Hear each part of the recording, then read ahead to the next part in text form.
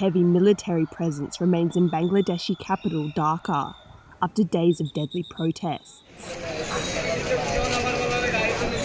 The streets are now largely calm, with the country's top court rolling back a controversial quota for government jobs.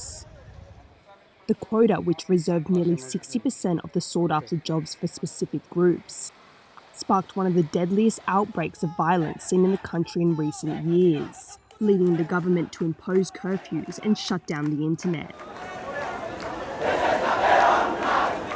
But this calm could be short-lived, as protesters vowed to continue demonstrations if their remaining demands aren't met within 48 hours.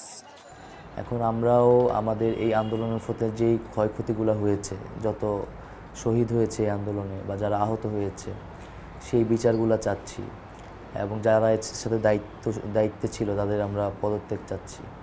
কিন্তু সার্বিকভাবে আমরা এই মুহূর্তে যে digital একটা crackdown চলছে internet বন্ধ করে, কত লাশ মারা গেছে সেটাও আমরা নিশ্চিত না আসলে। They're also calling on the government to lift the curfew, reopen universities and release detained protest leaders. At least 163 people were killed, thousands injured and hundreds arrested when police cracked down on student-led protests demanding reforms to the civil service quotas. Protesters claim the quotas, which assign jobs to descendants of those who fought for Bangladeshi independence, minorities and other groups, were unfair, especially at a time of high inflation and unemployment. After days of unrest, the Supreme Court reduced the number of reserved jobs to 7%. But police are being accused of using excessive force, with one student claiming he was beaten and hospitalized.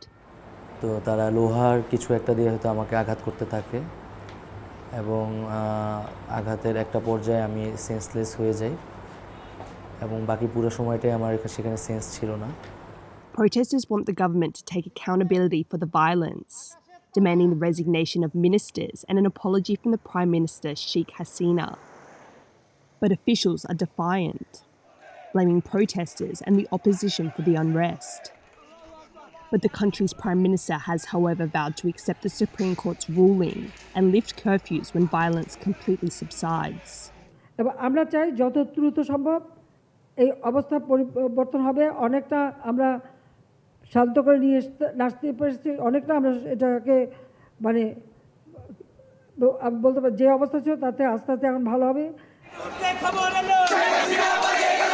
But as tentative calm is restored in Bangladesh, the Prime Minister now faces accusations of human rights violations and authoritarianism.